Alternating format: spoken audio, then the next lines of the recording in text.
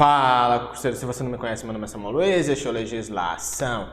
Última aula das modificações que ocorreram da consolidação normativa para o Código de Normas da Corregedoria. Lembrando que o edital ainda não foi retificado até a data da gravação deste vídeo aqui. Estamos fazendo essas aulas com as modificações a título de curiosidade. Então, vai se dando no canal, ativando as notificações, deixando o seu like aí, para quando tiver vídeo aqui, o YouTube notificar você. Então, sem mais enrolação, bora pro vídeo!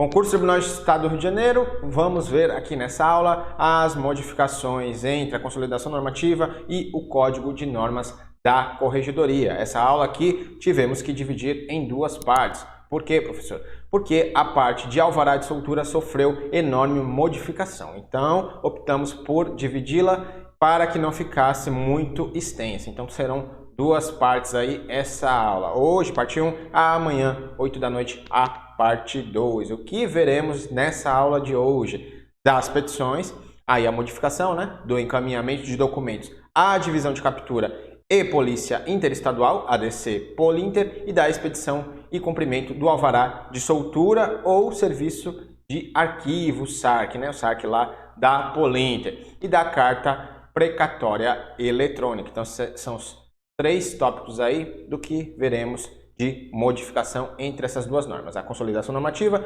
e o Código de Normas da Corregedoria. Então, vamos lá às alterações.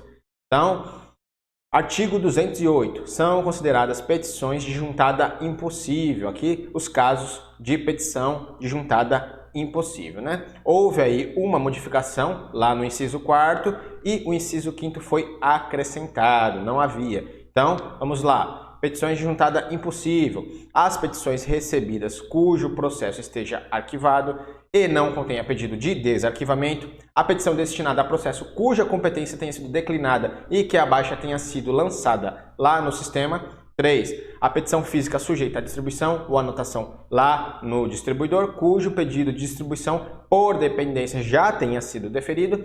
Aqui houve a modificação, né, no inciso 4º. Petição em papel destinada a quê? Processo físico de número diverso do apontado. Antes falava o quê? Petição destinada a processo de número diverso do apontado. Aqui agora está especificando que é uma petição de papel de um processo físico, né? E o inciso 5º aí foi acrescentado, petição inicial recebida por quem? Por e-mail funcional ou e-mail da serventia, exceto quando expressamente autorizada pelo juiz. Então, se alguém mandar uma petição inicial aí para o e-mail funcional de algum servidor ou para o e-mail da serventia, não será aceita. É petição de juntada impossível, salvo expressamente autorizado. Então, vamos ver tudo isso aí no quadro. Petições de juntada impossível. A petição de processos que já estejam arquivados e não tenha nenhum pedido de desarquivamento, né? Então, é impossível. Petição de processos cuja competência já tenha sido declinada e que a baixa tenha sido lançada no sistema. Aquele processo não era dali, então já mandaram a quem de direito, já deram baixa lá no sistema. Petição sujeita à distribuição, cujo pedido de distribuição por dependência já tenha sido deferido, né? Então já havia um processo anterior a esse e esse foi distribuído por dependência. Aqui o que saiu, né? A modificação, tá vendo o X? Então, X é sinal de alteração, né? Então houve uma alteração aí, petição em papel agora, destinada a quê? Processo físico, está especificando aí. De número diverso do apontado. Então, se você colocou lá uma petição de papel no processo físico com número diverso, então é petição de juntada impossível. E ali em cima, o inciso 5º que foi acrescentado, né? Petição recebida por quê? E-mail funcional ou e-mail da serventia, aí é petição de juntada impossível, salvo se expressamente autorizado. Deixa eu sair aqui da frente para vocês verem melhor. Então, tá aí o slide, baixem o PDF aqui na descrição do vídeo. Voltando, então, prosseguindo. Continuando aqui com petições, né? A serventia judicial poderá o quê? Efetuar excepcionalmente a exclusão das mensagens de petições a serem juntadas que forem encaminhadas através do serviço de protocolo. Que casos? Caso que comprovadamente seja impossível a juntada física dessas petições, né? Saiu o que? Sistema DCP. Lembra que a gente falou lá na primeira aula que você tem que fazer essa virada aí de chave na sua cabeça. Onde você vê consolidação, vai pensar código de normas. Onde você vê escrivanias, vai ver cartórios. E onde estiver sistema DCP, você vai entender como sistema informatizado, sistema eletrônico judicial. Então essa é a virada de chave que você tem que fazer aí na cabeça.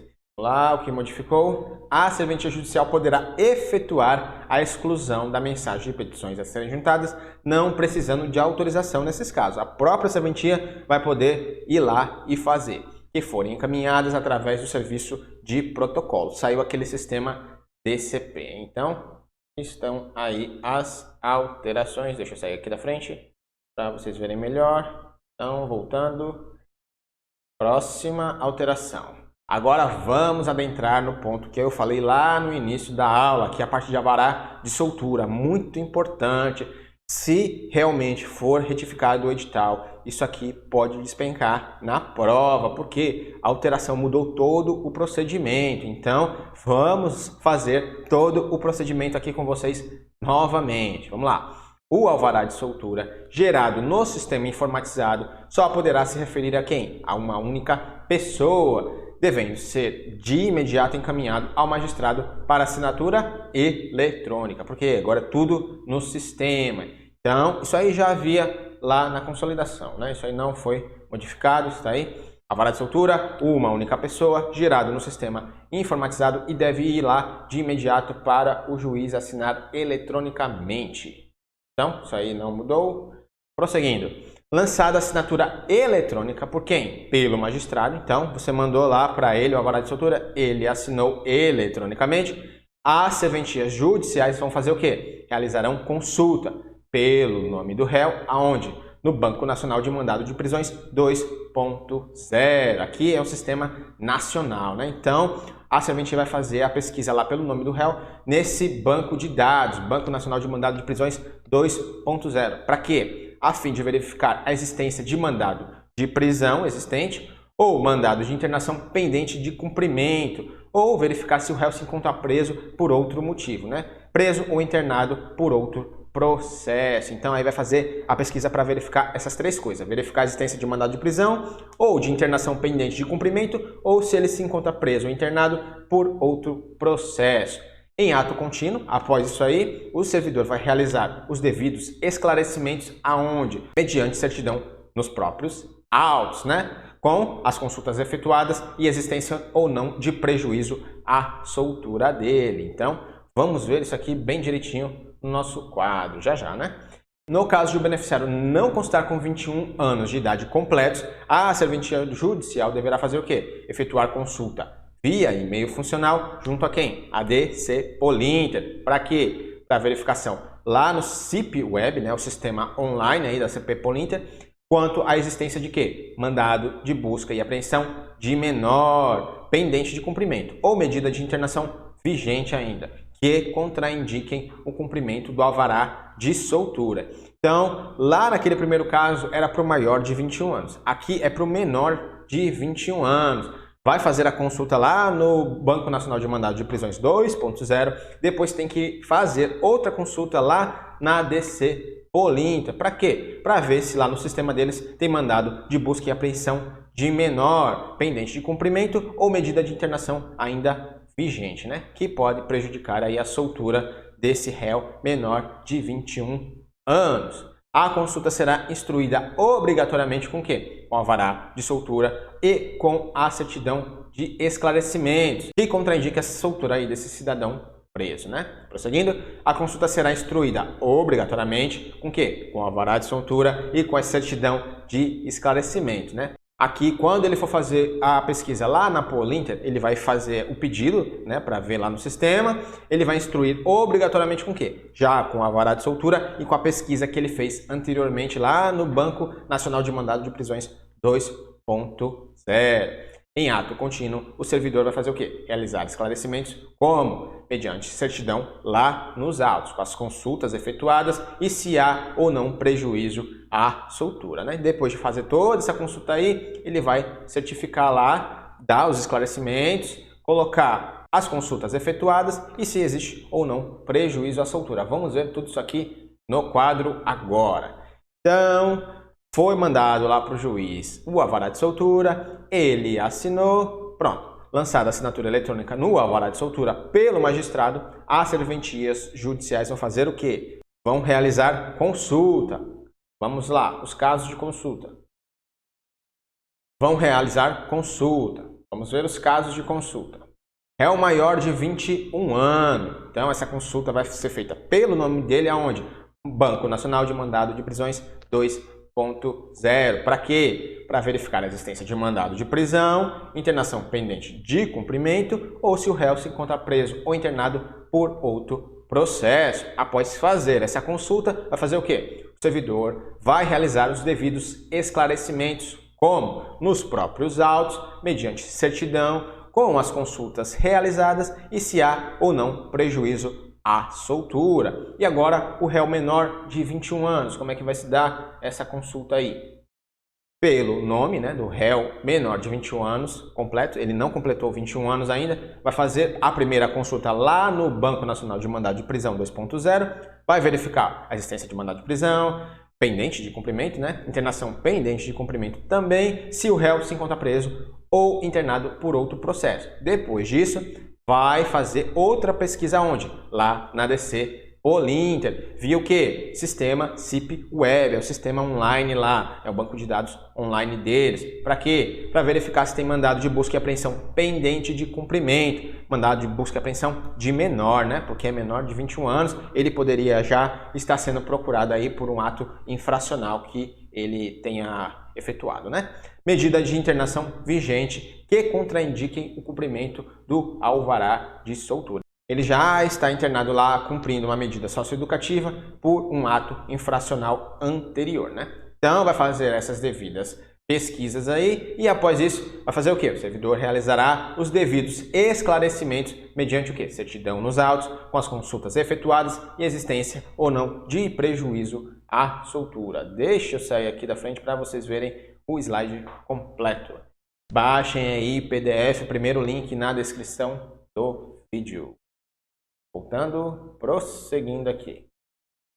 Então, após as consultas, vamos lá, as comunicações efetuadas incorretamente serão devolvidas pela DC Polinter para regularização. Então, aqui no caso do menor, né, você fez primeiro a pesquisa lá no Banco Nacional de Mandado de Prisões 2.0, aí tem que fazer a pesquisa lá na DC Polinter. Aí você tem que anexar lá o seu pedido com a certidão, né, com os esclarecimentos, porque você está fazendo essa consulta e com o alvará de soltura. Você vai instruir esse pedido com esses dois documentos. Então, as comunicações efetuadas incorretamente, você não instruiu corretamente, não esclareceu corretamente, serão devolvidas pela DC Polinter para regularização. Agora, os casos de vedação aqui lá na DC Polinter. É vedado que a remessa de ofício à DC Polinter para qualquer outra finalidade não indicada. Então, tem os casos lá que você pode fazer a consulta na DC Polinter. Então, remessa de ofício à DC Polinter para qualquer outra finalidade que não as indicadas lá é vedado, né? A remessa física de qualquer documento à DC Polinter também é vedado, porque você vai enviar tudo eletronicamente. Hoje em dia é tudo eletrônico. Também é vedada a consulta ao SARC Polinter, né, que é o arquivo lá da Polinter, por qualquer outro órgão não mencionado. Então, tem os órgãos que podem fazer essa pesquisa lá na DC Polinter, aqui no SARC Polinter, né? Então, os casos de vedação aí.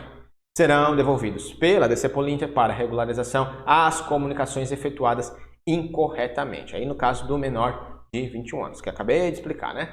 E os casos de vedação lá na DC Polinter. É vedada a remessa de ofícios para qualquer outra finalidade não indicada, a remessa física de qualquer documento, porque hoje é eletrônico, e a consulta ao SARC Polinter por qualquer órgão não mencionado, qualquer órgão que não esteja lá nas normas, então será vedado. Prosseguindo aqui, agora o caso de desfecho, né? Então, você fez toda a consulta lá, aí primeiro aqui foi verificado algum problema. Então, verificado prejuízo à soltura do réu. A serventia judicial que emitiu a ordem de soltura deverá o quê? Imediatamente certificar o prejuízo e prestar esclarecimentos necessários. Então, foi verificado lá na consulta que há o prejuízo, então vai certificar lá nos autos explicando o motivo aí do prejuízo.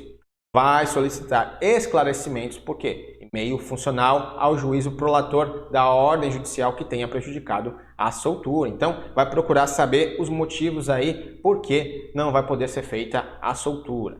Vai comunicar o prejuízo ao setor de classificação da unidade prisional que o réu estiver acautelado por e-mail funcional, né? Vai informar lá ao sistema penitenciário da localidade onde o réu se encontra internado, se encontra preso, o motivo aí da não efetivação do alvará de soltura. E vai remeter os autos para quem? Para o magistrado, para as providências necessárias. E aqui uma observação, as solicitações de esclarecimento deverão ser respondidas imediatamente. Então, o servidor que for instado aí para responder alguma coisa tem que fazer isso aí imediatamente. Então, aí o slide, verificado prejuízo à soltura, né? Que é o primeiro caso em que deu errado. A serventia judicial que emitiu a ordem de soltura deverá imediatamente solicitar esclarecimentos ao juízo que lhe deu a ordem, comunicar o prejuízo à unidade prisional, remeter os autos ao magistrado para providências e certificar o prejuízo e prestar esclarecimentos necessários. E aí aquela observação no final, né? Solicitações de esclarecimento deverão ser respondidas imediatamente. Prosseguindo. Segunda hipótese aqui deu tudo certo, né? O alvará de soltura e os documentos que o instruem, não sendo verificado prejuízo aqui, ocorreu tudo ok na consulta. Deverão ser enviados eletronicamente para onde? Pelo sistema informatizado, à central de cumprimento de mandados, ou a quem? Ao NORAJA, né? O Núcleo de Auxílio Recíproco de Oficiais de Justiça Avaliadores, com atribuição territorial para o cumprimento da ordem no local onde se situa a unidade prisional que o preso estiver acautelado. Então, aqui não teve nenhuma contraindicação, vai poder ser cumprido o alvará de soltura, então você vai fazer o quê? Vai enviar eletronicamente todos os documentos junto com o alvará para onde? Para a central de cumprimento de mandados ou para o NORAJA, lá da onde o réu estiver preso, né? Onde ele estiver acautelado. Deverão instruir o alvará de soltura, a certidão com os esclarecimentos emitida pelo cartório que indiquem as consultas efetuadas e a existência ou não de prejuízo, a resposta da consulta efetuada para o SARC Polinter e o termo de compromisso e demais documentos, caso existentes. Então, isso aí é o que vai junto lá com o alvará de soltura. Vamos lá. Não sendo verificado prejuízo, a serventia judicial deverá enviar eletronicamente lá pelo sistema informatizado o alvará de soltura e todos os documentos. Para quem? Para a central de cumprimento de mandados ou para o NORAJA, lá da onde o cara estiver acautelado. E aqui os documentos que vão junto com o alvará, né? Certidão de esclarecimentos das consultas realizadas e a existência de prejuízo à soltura. E a resposta da consulta efetuada ao SARC Polinter e o termo de compromisso e os demais documentos. Tudo isso aí vai junto. Então, prosseguindo aqui. E agora a terceira hipótese aqui. Teve um problema no sistema informatizado. O que vai acontecer? Constatada inconsistência no sistema informatizado que impeça a remessa eletrônica, a serventia judicial deverá enviar o quê? O alvará de soltura por onde? Pelo malote digital ou por e-mail funcional. Lembra que antes ele vai para o sistema informatizado. Agora deu erro lá no sistema informatizado. Manda por malote digital ou para o e-mail funcional. Professor, o que é malote digital que você fala tanto que aparece aí nessa nova norma, né? O malote digital também já constava lá na consolidação. Tem as aulas da consolidação, vou deixar a playlist aqui nos cards. Então, o malote digital é o quê? É um sistema de comunicação, de correspondência do Poder Judiciário. Os órgãos do Poder Judiciário como um todo se comunicam através de malote digital. Então, no caso aí de problema no sistema informatizado lá do tribunal, vai mandar por onde? Malote digital ou e-mail funcional, com opção de confirmação de envio e de recebimento. Em qualquer caso, a serventia judicial deverá o quê? Comunicar à central de cumprimento de mandados ou ao NORAJA sobre o envio efetuado. Então, deu problema no sistema, manda por malote digital ou por e-mail funcional com aviso de recebimento e envia lá, vai ligar lá para a central de cumprimento de mandados ou NORAJA falando que você mandou toda a documentação do alvará de soltura. E está aí o slide, né? Consistência no sistema, a serventia deverá enviar o alvará de soltura por malote digital, e-mail funcional, com a opção de confirmação de envio e de recebimento. E deverá comunicar à central de cumprimento de mandados e também ao NORAJA. Na hipótese de não ser possível a remessa do alvará de soltura até às 19 horas, que é a hora limite, a serventia judicial deverá entrar em contato com a central de cumprimento de mandados ou ao NORAJA destinatário antes desse horário. Então, se você estiver tentando enviar lá e não conseguir, você entra em contato lá com eles e avisa, ó, não vou conseguir enviar isso aqui antes das 19 horas. Para quê? Para que o oficial de justiça avaliador plantonista fique lá esperando você conseguir mandar. Então, você entra em contato antes das 19 horas falando que está tentando enviar o alvará de soltura. Inviabilizado por qualquer outro motivo o contato, aqui você não conseguiu mandar antes das 19 horas e não conseguiu entrar em contato lá com eles. Então, vai fazer o quê? A serventia judicial deverá enviar alvará de soltura e os outros documentos de forma eletrônica para quem? Ao NORAJA do Serviço de Administração do Plantão Judiciário, CEP-JU. Aqui é outro órgão de oficiais de justiça avaliadores, hein? Salvo se houver determinação judicial a indicar outras providências. Então, aqui é no caso de você não estar conseguindo mandar antes das 19 horas e também não conseguir entrar em contato com eles. Aí vai mandar para quem? Para o NORAJA do Serviço de Administração do Plantão Judiciário. Tá aí? Não sendo possível a remessa do alvará de soltura até as 19 horas, a serventia judicial antes das 19 horas vai entrar em contato lá com a central de cumprimento de mandados ou ao NORAJA de destino, para que o oficial de justiça do plantão, oficial de justiça avaliador, plantonista, aguarde lá a remessa dos documentos. E se você não conseguir entrar em contato de jeito nenhum, vai mandar para quem? Para o NORAJA do Serviço de Administração do Plantão Judiciário, CEP-JU. Então, é isso que está falando aí. É vedada a expedição de carta precatória para o cumprimento de alvará de soltura dentro do estado do Rio de Janeiro. Isso aqui já havia na consolidação também. Por quê? Porque você vai entrar em contato direto lá com a central de cumprimento de mandados, né? Vai mandar tudo lá pelo sistema informatizado. Você não precisa emitir uma carta precatória para isso lá dentro do estado do Rio de Janeiro, para alvará de soltura. Lembrando que você pode emitir sim precatória para outras coisas, mas para alvará de soltura não se emitirá carta precatória dentro do estado do Rio de Janeiro, devendo a serventia encaminhar alvará de soltura e os documentos direto à central de cumprimento de mandados competente, ou ao NORAJA, né? Vai para o sistema informatizado. Então, passamos aqui pelo alvará de soltura. Você pode observar que ele foi simplificado, aquele procedimento todo foi simplificado. Vai ficar mais fácil aí de você decorar na hora da prova, apesar, né, que vai ter que decorar de novo aí essas diferenças se o edital for retificado. Lembrando disso que ainda não foi retificado o edital até a data da gravação dessa aula aqui. Agora, terceiro tópico, né, da aula de hoje, da carta precatória eletrônica.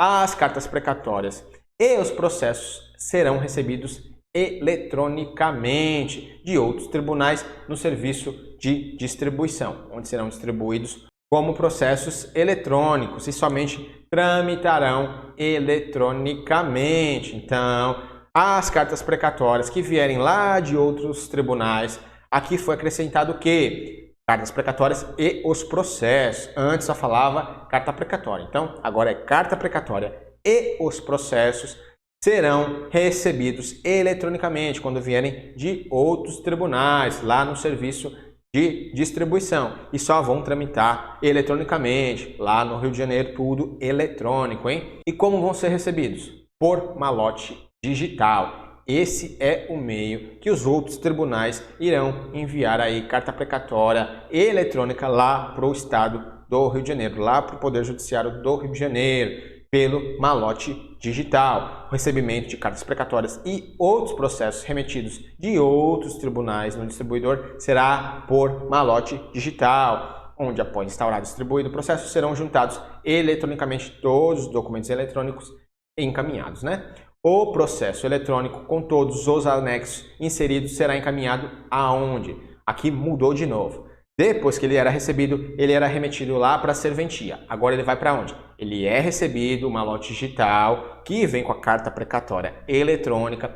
Então, aquela carta precatória eletrônica com todos os documentos vai para onde? Central e núcleo de autuação, onde houver. Para quê? Para certificar o cumprimento aí, o pagamento das custas judiciais. Vai ver se está tudo ok lá, se foi tudo pago direitinho, todas as custas. Aí sim, depois ele vai para a serventia. Antes ia direto para a serventia judicial. Agora não, ele vai passar primeiro lá para a central ou núcleo de autuação, se houver, né? Aí depois, sim, que eles verificarem as custas, aí vão mudar lá para serventia. Isso aí foi modificado. Deixa eu sair aqui da frente para vocês verem melhor. Aí as atualizações, né? Onde está em vermelho foi acrescentado e onde está em azul escuro aí foi modificado, né? Tá vendo que está taxado lá do outro lado também. Vamos ao nosso slide, né? Então, no recebimento da precatória de outros tribunais, as cartas precatórias oriundas de outros tribunais e os processos que também vierem desses tribunais, outros tribunais, direcionados a quem? Ao TJ do Rio de Janeiro. Aí tá vendo que está taxado? É porque teve atualização. Serão recebidos eletronicamente no serviço de distribuição. Como? Por malote digital, hein? Olha a observação aí, isso aí é muito importante. Cuidado, se houver retificação, para a banca não tentar pegar você aí. Mais um X ali, outra modificação, né? Serão distribuídos como processos eletrônicos e somente tramitarão eletronicamente, porque hoje é tudo informatizado. Outra observação aqui, o processo eletrônico será encaminhado para onde? Central ou núcleo de autuação, se houver. Antes ia direto para a serventia, para quê? Para a certificação das custas judiciais. E depois, aí sim, vai lá para a serventia judicial. Então está aí todo o caminho aí do nossa gloriosa carta precatória eletrônica. Continuando aqui nela, né? As cartas precatórias físicas e os processos físicos de outros tribunais serão o quê? Recusados na distribuição e devolvidos para o remetente. Para quê? Vão devolver com a orientação de quê? Que mande por malote digital, porque só recebe por malote digital. Então ele vai devolver lá para que eles façam a digitalização e mandem por malote digital. O que está falando aí? As cartas precatórias físicas e os processos físicos de outros tribunais serão recusados na distribuição e devolvidos com a orientação que seja enviada por malote digital. É o que está dizendo aí. Então, apenas por malote digital, carta precatória eletrônica. Se vier física, vai ser devolvido com a indicação que mande por malote digital, hein? E acabamos a aula de hoje. Uma aula mais curta, por quê? Porque dividimos ela em duas partes, porque senão ia ficar bem extensa, né? Por conta desse novo procedimento aí, né? Muito modificado do alvará de soltura. Então, foi o que vimos aqui. Por hoje é só. Na aula de hoje vimos o quê? Petições a alvará de soltura, todo novo procedimento aí, houve uma modificação enorme e carta precatória eletrônica, também algumas modificações aí. Lembra do malote digital, hein? Só pode por malote digital. Então, muita atenção aí se o edital realmente for retificado lá quando o concurso voltar a andar. Então, se você gostou da aula, se ela foi útil para você de alguma forma, assine o canal, ative as notificações, deixe o seu like, coloque algo aqui nos comentários, dúvidas, sugestões, reclamações. Lembrando que mais dicas e informações lá no Instagram, @legislação, ou o meu Instagram pessoal, salu.l.a. Então, eu fico por aqui até amanhã, às 20 horas, 8 da noite. Estarei aqui para a segunda parte aqui dessa última aula com as modificações. Então, eu fico por aqui. Fiquem com Deus. Até a próxima aula. Meu nome é Samuel Luiz e você está no Legislação.